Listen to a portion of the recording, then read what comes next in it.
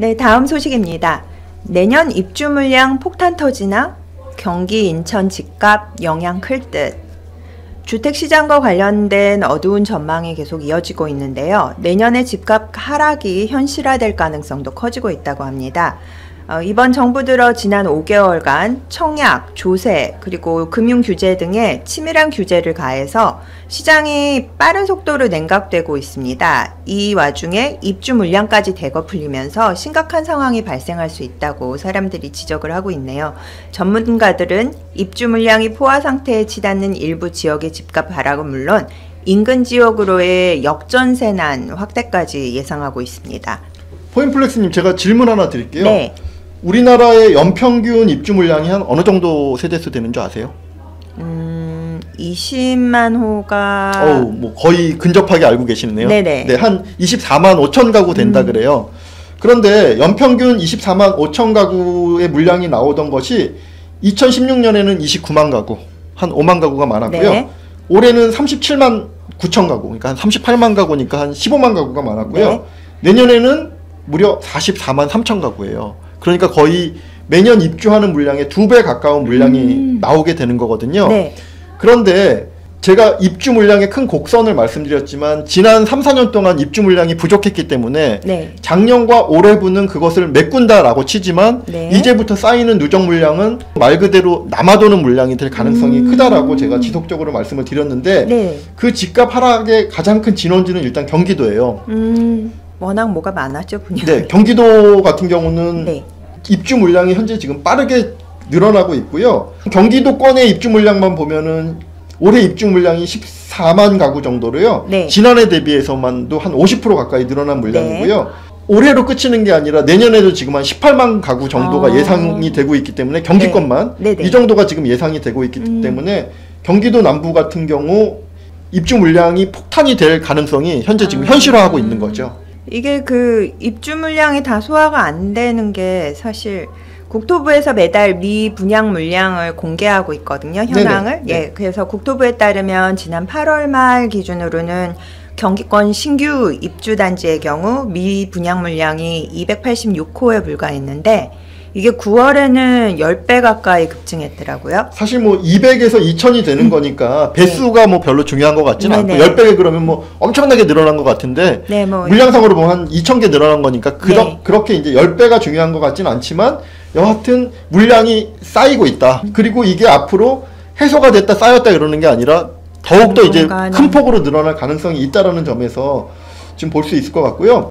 현재 경기권 남부시장은 그 시장에 현실화되고 있어요. 그래서 화성이나 용인 같은 네. 경우는 매매 가격과 전세 가격이 지금 동시에 하락하는 현상이 이미 나타나고 있고 문제는 지금이 아니라 내년에 더 큰 문제가 되는 거죠. 더 많이 나오니까. 네, 더군다나 신DTI라든가 DSR 등으로 대출까지 막아놓은 상황에서 네. 내년에 이 입주 물량이 나오게 되면 매수자가 받쳐주질 않으니까 처분해야 되는 그런 상황이 생기는 거고요.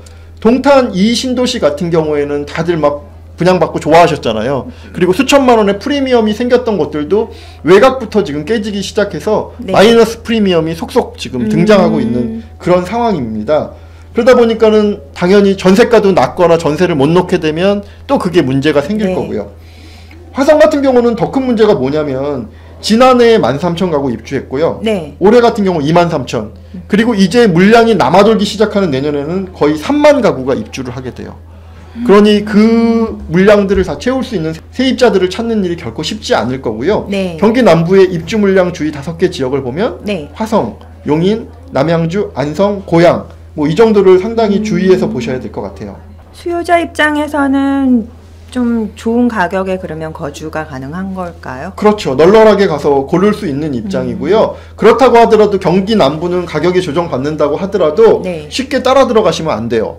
왜냐하면 너무 물량이 많기 때문에 네. 이게 쉽사리 금방 반등할 수 있는 그 정도 물량이 아니라는 거죠.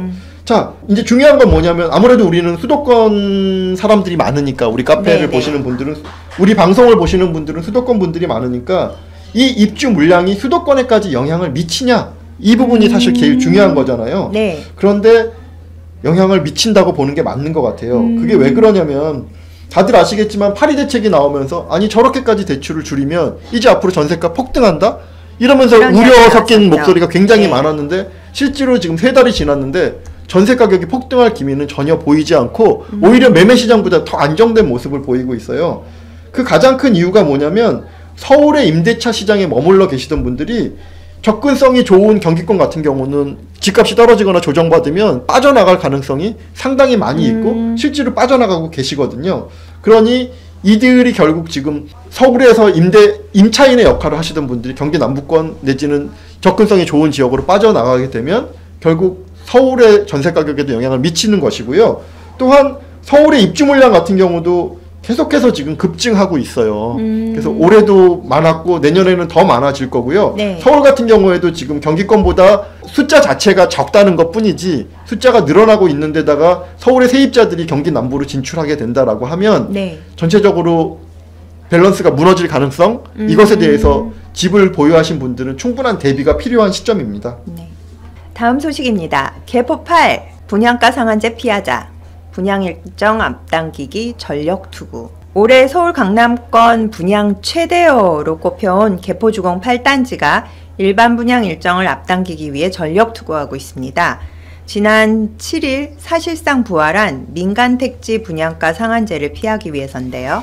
사실 내년에 분양하는 단지들은 대부분 분양가 상한제 대상이 아니에요. 당장 네. 분양가 상한제가 막 지역이 걸린다고 하더라도 부활한다 하더라도 실제로 거기 적용. 내년에 분양하는 애들은 네네. 그 분양가 대상이 아니에요. 왜냐하면 분양가 상한제 법이 생기고 나서 그 이후에 관리처분 신청을 한 단지들이 대상이 되기 때문에 이미 관리처분 신청한 단지들은 분양가 상한제와는 상관이 없거든요. 그쵸? 단지 이제 HUG 보증으로 좀 누르긴 하겠죠. 그런데 HUG 보증보다는 분양가 상한제가 더 훨씬 강력하니까. 네. 그런데 개포 8 같은 경우는 문제가 뭐냐면 여기는 조합원이 있는 게 아니라 전체가 다 분양을 하는 단지잖아요. 예. 그러니까 그 기준이 관리처분 신청이 기준이 아니라 입주자 모집 공고가 기준이에요. 아. 그러니까 만약에 이번 달이나 다음 네. 달 내지는 다음 주에 강남구가 분양가 상한제 걸려버리면 네. 여기는 바로 분양가 상한제 대상이 돼요. 그렇겠네요. 예. 그래서 개포 8의 입장에서는 굉장히 짜증나는 상황이 되는 거죠. 그러네요. 네, 반면에 소비자 입장으로서는 굉장히 반가운 거죠. 분양가 상한제 걸리면 걸려라 뭐 네네. 그래야 지금 되는 현재 건가요? 한 이쪽에서는 분양가를 한 4,200 수준으로 보고 있고요. 그 네. 4,200 수준으로 생각하는 것도 HUG 보증 때문에 그 정도로 보고 있는 거거든요. 그런데 상한제가 걸리면 그 가격보다 조금 더 낮아질 수 있다고 보는 게 상식이기 때문에 개포 8 같은 경우는 근데 그 토지 매입비가 꽤 컸기 때문에 평당 4,200은 해야지 똔똔이다 뭐 그런 이야기를 들었었던 것 같은데요. 비싼 1조 2천억 주고 매입을 했고요. 네. 그렇다고 하더라도 실제로 부풀릴 수 있는 부분은 대부분 건축비이기 때문에 건축비가 옴짝달싹 못하게 상한제가 묶이게 들어오면 되면 건축비가 묶이니까. 그렇죠. 건축비가 옴짝달싹 못하게 묶여버리게 되면 공급을 하는 공급업체 입장에서는 아주 뭐 치명적이라고 볼 수 있죠. 그쵸. 그때 막 고급화 해갖고서는 뭐 평당 뭐 5천만 원, 4,500, 4,900 뭐. 5천만 원까지 얘기를 네. 했던 그런 단지이니까 더욱 그렇고요. 사실은 이런 것들이 걸려 있었기 때문에 개포 8 같은 경우는 저희가 지속적으로 좀 관심 있게 볼 필요가 있다라고 말씀을 좀 드렸었죠. 네. 그런데 아직까지 확정된 건 아니에요. 왜냐하면 아까도 말씀드렸지만 11월 7일부로 분양가 상한제가 이미 실시되었지만 네. 개포 8 같은 경우는 강남구이기 때문에 강남구가 분양가 상한제에 적용을 되어야 개포 8이 분양가 상한제에 걸리게 되는 거거든요. 그래서 아직까지는 정부에서 모든 정량 요건을 충분히 검토한 후에 최대한 신중하게 정한다고 하고 있어서 이게 다음 주에 나올지 뭐 언제 나올지 모르겠지만 여기가 지금 12월 29일 날 모델하우스를 연다 그래요. 그러면 입주자 모집 공고가 네네. 그때쯤 나오게 그때. 되잖아요. 네네. 그러니까는 분양가 상한제가 그때까지만 강남구가 걸리지 않으면 네. 분양가 상한제 걸리지 않는 거고요. 당장 다음 주 내지는 가격이 전체적으로 반등을 하면서 분양가 상한제가 덜컥 나오면 개포 8은 걸리는 거고 이렇게 되는 거죠. 안타깝네요. 뭐 속으로는 걸려라 하고 있지만 네, 소비자 입장에서는 실제로는 예. 차라리 그러면 전체적으로 강남 좀 오르면서 분양가 상한제 나오면 네. 그러니까 개포 8을 보시는 분 입장에서는 네. 분양가 상한제 걸려라 하는 게 그분 입장에서는 맞게 되는 거죠. 네네. 서울시가 사실 지금 서초구 빼고는 거의 전역이 다 분양가 그렇죠. 상한제 걸릴 가능성이 엄청 높기 때문에 그렇게 보면은 참 여기가 서초구 개포동이 아닌 게 안타까울 정도로. 근데 이제 분양가 상한제는 서초구가 어떤 그 강남 재건축에서도 지금 대표성을 지금 가지고 있기 때문에 네. 서초구가 제외되고 나올지 아니면은 어떻게든 뭐 이제 어떤 룰을 적용할지에 대해 가지고 아직 모르기 때문에 그거는 나와봐야 언제 되고 어떻게 되고 나와봐야 알 것 같아요. 일단 뭐 빨리 입주자 모집 공고하고 가격도 좋게 나오면 수요자 입장에선 좋습니다. 소비자 입장에서. 네, 그렇죠. 네. 다음 소식입니다. 종상향 기대부품 목동 13단지 재건축 최대 35층 기대감 쑥. 서울 목동의 그 종상향이 재건축 시장에서 뜨거운 감자로 떠올랐습니다. 지난 2004년에 일반 주거지역 종세분화 결정 때 서울시가 그 목동의 신시가지 1, 2, 3단지의 종상향을 약속했다는 주장이 제기되면서인데요. 만약에 1, 2, 3단지가 기부 체납 없이도 종상향이 가능해진다면 재건축 사업성이 크게 높아지기 때문에 추진의 속도가 붙을 전망입니다. 종상향은 말 그대로 뭐 용적률을 한 50% 정도를 더 준다는 얘기거든요. 대신에 보통 종상향을 허가를 받을 때 기부 체납을 많이 하잖아요. 이제 그 조건은 이제 별도로 얘기를 하고 네. 지금 이 기사에서 말하는 거는요. 네. 기부 체납 없이 2종에서 3종으로 늘어나면서 한 50% 정도의 용적률을 더 받을 수 있다. 뭐 이런 얘기인데 실질적으로 종상향은 굉장히 어려워요. 잘 안 해주지 않나요? 예, 거의 안 해주죠. 잘이 아니라 거의 안 해주는데 양천구청에서 지금 종상향을 해줘야 된다라고 지금 말하시는 근거는 있어요. 그게 뭐냐면 2004년도에 세분화 결정을 하는 과정에서 네. 이 3종 일반 주거지역을 받을 수 있으려면 고층 비율이 10%가 넘으면 되거든요. 네. 그런데 1, 2, 3단지 같은 경우는 고층 비율이 10%가 넘는데 안 해줬다는 거예요. 2종으로 줬다는 거예요. 그래서 그 이유가 뭐였냐면 네. 당시에 목동에 여러 단지들이 있었는데 네. 쿼터제를 적용하다 보니까 상대적으로 저층이기 때문에 1, 2, 3단지는 3종 일반 주거지역이 될 수 있음에도 불구하고 네. 쿼터제를 적용해서 우리가 못 받았다라고 하는 거거든요. 그런데 기본 원칙이 10% 이상의 고층 비율이 되면 3종 일반 주거지를 받아야 하는 거 아니야? 그러니까 내놔 뭐 이렇게 말을 하는 거였죠. 옛날 그러니까, 언젠가 회의록에 남아있는 기록을 갖고 네, 그러니까 뭐 아무런 근거 없이 달라고 하는 거 아니고요. 네, 네. 그래서 양천구는 지금 말씀드렸던 근거로 1, 2, 3단지에 대해서 종상향이 너무 당연한 거 아니야? 이렇게 지금 말씀을 하시는 입장이고요. 네. 그 서울시의 입장은 뭐냐면 종상향에 대해서 타당성이 부족하다며 보완을 주문했어요. 그러니까 노를 한 것이 아니라 그럼 네. 보완 일단 해와봐. 그럼 검토해 볼게라는 정도로 얘기를 한 거고요. 그래서 당연히 이제 양천구는 근거를 보완해서 네. 다시 한번 요구를 하겠죠. 종상향을 하게 되면 당연히 기대감이 높아지는 용적률이 높아지고 수익성이 좋아지니까 가격이 상승할 수 있는 그런 여력이 충분히 되는 거고요. 네. 목동 같은 경우는 재건축 연한이 40년에서 30년으로 줄면서 네.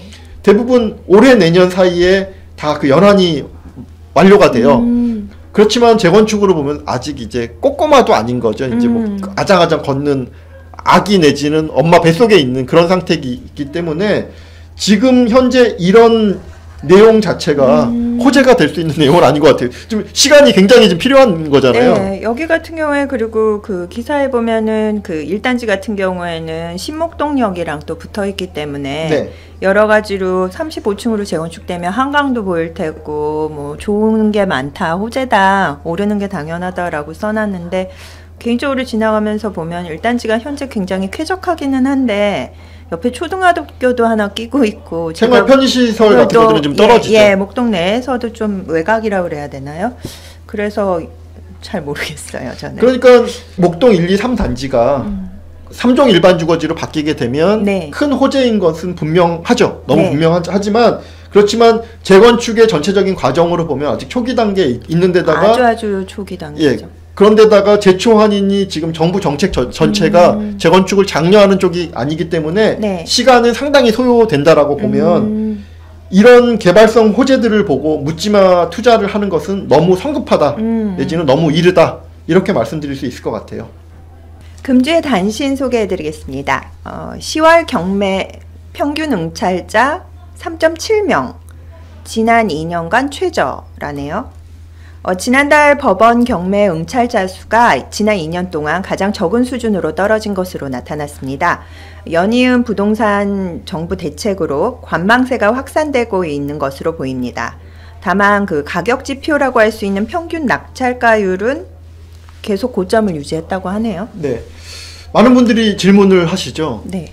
강남을 보면 계속 오르는 것 같고 전체 안 좋은 기사들은 다 나오고 있고 도대체 어느 쪽에다 초점을 맞춰야 되냐 네. 그리고 왜 이런 현상이 생기냐라는 질문들을 많이 하시는데요. 지금 말씀드리는 이 경매 뉴스가 전체 부동산 시장의 축소판이라고 보여져요. 아, 시장의 바로미터라고 볼 수 있을까요? 이 내용을 잠깐 설명해 드리면 네. 낙찰 평균 응찰자 수가 4.2명에서 건당 3.7명으로 줄었거든요. 네. 이것은 거의 1년 9개월 만에 최저치로 응찰자가 줄어든 거예요. 그 말은 앞으로 시장이 불투명해. 그러니까 나 더 이상 경매에 참여하지 않을게 하면서 숫자가 줄어든 거잖아요. 네. 그러면은 응찰자 수가 줄었다라고 하면은 경매 낙찰가율은 어떻게 돼야 되나요? 상식적으로 보면 낮아져야 되죠. 그런데 낙찰가율을 보면 74.35 비슷하긴 한데 10월 달에 75.5로 6, 7, 8, 9, 10을 봤을 때 최고점이에요.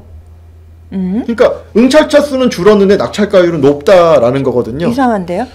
그게 꼭 이제 이상할 것이 없는 게 네. 전체적인 시장 분위기는 죽고 있는 게 맞고요. 네. 그 중에서도 매매를 하시는 분들은 시장을 긍정적으로 보시니까 지금 사지 부정적으로 보는데 지금 사는 사람은 없을 거 아니에요.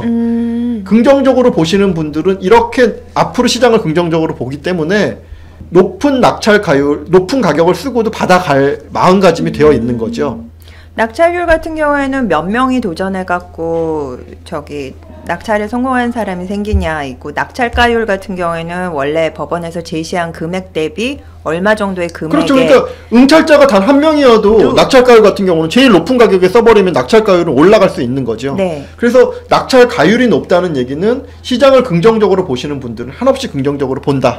그렇지만 응찰자가 줄었다는 얘기는 네. 전체적으로 입찰에 참여하는 사람들이 줄었다는 얘기고, 그것은 곧 시장을 긍정적으로 보지 않는 게 평균이고, 네. 시장을 긍정적으로 보시는 분들은 아직도 한없이 긍정적으로 보고 있다. 이런 정도로 이 경매 기사를 해석할 수 있을 것 같아요. 그 다음 소식은요. 이사철 무색 10월 서울 아파트 전월세 거래 역대 최저라고 합니다. 어떻게 된 걸까요? 서울 부동산 정보 광장에 따르면 지난달 서울 지역 아파트 전월세 거래량은 총 12,244건이었는데요. 이는 전월 대비 14% 빠지고 전년 동월 대비 25% 감소한 수치라고 합니다. 기록 같은 것이 막 20%, 10%, 20% 빠지는 네. 엄청난 숫자죠. 네네. 서울시가 2011년에 이 조사를 시작한 이래 10월 거래량으로는 가장 낮은 수준이라고 하네요. 그러니까 거의 뭐 한 7, 8년 만에 거의 최저 수준이네요. 네. 근데 이제 그 이유는 뭐냐면요. 일단 추석 연휴가 좀 길었어요. 요번에 앞에 한 열흘을 까먹고 들어갔잖아요. 거의. 물론 이제 10월 달에 다른 데도 추석이 있었기 때문에 네. 그것을 절대적인 원인으로 볼 수 없죠. 보통 그래도 한 4, 5일 이상은 되잖아요. 네. 추석이. 그렇지만 올해 같은 경우는 한 열흘로 다른 때 비해서 압도적으로 길었다는 원인이 네. 있을 수 있고요. 두 번째로는 매매가 그동안 많이 되면서 전세 가시는 분들보다는 입주 물량이 매매로 좀 많이 전환이 됐다. 그래서 전세로 움직이는 것이 아니라 전세나 월세로 움직이는 것이 아니라 자기 산집으로 들어가는 그쵸. 그런 매매 전환되는 수요가 좀 있었다. 그런 분들은 앞으로 2년에 한 번씩 재계약을 할 필요가 없으니까요. 네. 그 다음으로는 서울 같은 경우 새 아파트도 늘고 전세 가격이 그동안 뭐 10년 동안 계속 오르면서 네. 부담스러우니 아까도 말씀드렸지만 경기 남부권이나 이렇게 외곽으로. 집을 분양받으신 분들이 이제 수도권으로 옮기면서 네. 전세 수요가 많이 분산이 됐다. 전세 가격 같은 경우는 파리 대책 이후에도 안정세를 보이고 네. 전월세 거래량도 줄어드는 모습을 보인다라는 것은 지금 언급드렸던 그런 이유들이 전체적으로 맞물리면서 영향을 미쳤다라고 볼 수 있을 것 같습니다. 그래도 올해는 홀수해 아닌가요? 맞아요. 그 홀수의 공식이라는 게 있어요. 전세 네. 시장에는. 그래서 홀수의 같은 경우는 전세 가격이 많이 오르는 것이 일반적인데 네. 올해 같은 경우는 전세 가격이 아주 안정되는 모습을 보여서 홀수의 공식도 올해는 깨지는 모습을 보이고 있죠. 네. 그 원인에는 제가 조금 전에 설명드렸던 네. 그런 세 가지 요소들이 다 있는 것 같아요. 네. 다음은 서울 청약 경쟁률 소식이죠. 네. 이번 주는 서울에서 두 곳의 청약 경쟁률 소식이 있었어요. 네네. 그래서 한 곳은 북한산 두산 2부. 네. 여기는 수요일 날 했고요. 네. 항동 풍경채는 목요일 날 청약 경쟁률이 나왔는데요. 네. 이거 혹시 미리 보셨나요? 어느 정도 경쟁률 나왔는지?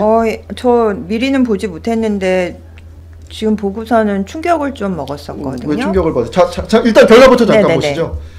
북한산 두산 2부 2차 같은 경우는 경쟁률이 4.5대 1, 그리고 5.09대 1의 경쟁률이 나왔어요. 네네. 이것만 딱 보면은 이게 몇 평형이야 라고 생각이 되겠죠. 네, 보통 그런데 뭐 보시면 한 40평대에서 네, 보이는 뭐 그런데 지난주에 84 같은 경우도 한 5대1까지 많이 내려왔었잖아요. 네. 그래서 저는 84인가 하고 봤더니 주택형이 56제곱, 59제곱이에요. 결국은 지금 20평형에서 24평형에 해당하는 경쟁률이 거의 5대1 경쟁률이 나왔다는 얘기거든요. 서울에서요. 서울에서 상당히 많이 떨어진 모습을 네, 보이고 있죠. 서울에서 5, 9는 뭐 묻지마 청약 대상이었는데 그동안 몇십 대 1, 몇백 대 1은 뭐 기본으로 나왔고 네. 몇십 대 1도 흔치 않게 보이던 경쟁률이 5대 1 수준까지 북한산 두산지구 내려왔고요. 네. 자, 항동지구는 그럼 어떤 결과를 이거는 뭐 냈냐면 제가 제대로 봤나 뭐 눈을 의심했었습니다. 사실. 1.96대 1 그리고 네. 1.88대 1의 경쟁률이 나왔는데요. 경쟁률만 보면 뭐 한 50평형, 60평형 되나 하고 봤더니 84제곱. 네. 가장 많이 청약하는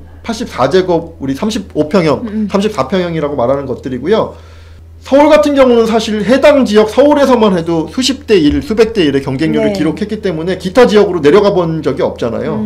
그런데 기타 지역의 경쟁률이 3대1, 2대1 뭐 이 정도 나오는 소모를 겪었어요. 네. 서울 지역 경쟁률이 워낙 약하다 보니까 기타 지역 청약도 받은 거고 그리고 기타 지역 청약마저도 5대1을 못 넘는 이런 뭐 수모를 받았다. 뭐 네. 이렇게 볼 수 있을 것 같고요. 제가 계속해서 최근에는 청약 접수 경쟁률을 서울 걸 계속 보여드리잖아요. 네.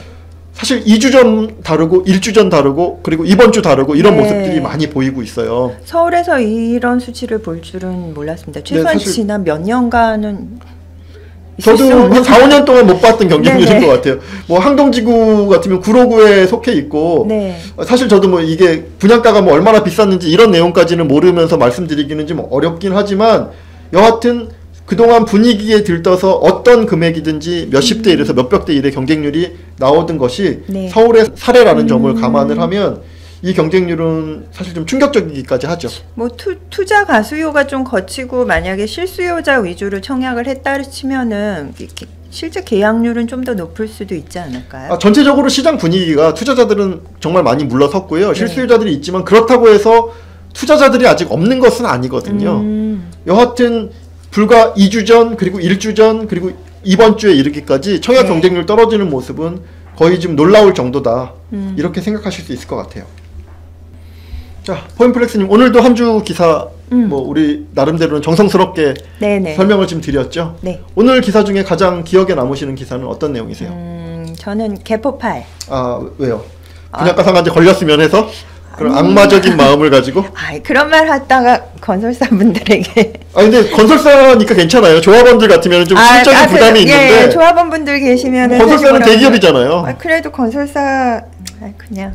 어찌됐건 네. 소비자 입장에서는 분양가 상한제 걸려서 네네. 가격이 싸게 나오면 좋겠죠. 좀 빨리 추진해 주다가 걸리면 더 좋을 것 같긴 한데. 분양가 너무 악마적인. 상한제가 분양가 상한제가 지금 다음 주에 나오게 될지 뭐 워낙 지금 이견들이 많은데다가 정부에서는 네. 입을 꾹 다물고 있어서 네. 근데 2달까지 걸리진 않을 것 같긴 해요. 네. 지금 12월 아무리 말인데 서달라도 그거는 네. 좀 힘들 것 같습니다. 그래서 분양가 상한제 걸릴 가능성이 개인적으로는 상당히 많아 보인다. 뭐 이렇게 생각. 원래 예상했던 것보다도 훨씬 더 좋은 가격에 나올 가능성이 높아지는 거네요. 그렇죠. 네. 저 같은 경우는 오늘 보여드렸던 경쟁률이 사실 너무 뜻밖이었어요. 네. 뭐 포인플렉스님도 말씀하셨지만 네네. 경쟁률이 최근 시장의 어떤 변수, 그러니까 최근 시장을 측정하는 바로미터로 일반 분양 경쟁률을 아주 좀 유심히 보고 있거든요. 그런데 떨어지는 속도는 굉장히 가파르다. 그런데 그럼에도 불구하고 서초 강남권의 시장이 유지되는 모습 또한 굉장히 놀랍다. 뭐 이렇게 말씀드릴 수 있을 것 같아요. 진짜 근래가 아니라 역사상 처음으로 보는 양극화인 것 같습니다. 이 정도. 그런데 양극화라는 것은 네. 결국은 시간의 문제가 아닐까. 양극화 기간이 얼마나 길어지냐 줄어드냐의 문제이지 네. 결국 큰 부동산 시장의 흐름을 거스르지는 못한다. 저는 이렇게 마무리를 짓고 싶네요. 네. 자, 부동산 사부 한 주간의 뉴스 이 정도로 마무리하겠습니다. 감사합니다.